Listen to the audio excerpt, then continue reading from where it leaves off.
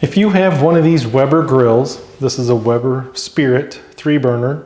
It's got the digital readout right there on the side.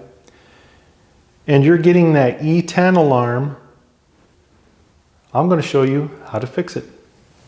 It's easiest just to remove this. There's 2 wing nuts on the back. I'll go ahead and unscrew those. We'll flip this over and I'll show you what you need to do. Now if you take a look at the back of the control panel, you'll see this section here has nothing plugged into it. Chances are somebody assembled the grill and forgot to put in the jumper wire. So you need to plug this into that section right there, and that should take care of the code. And you're going to insert this jumper wire until it clicks into place.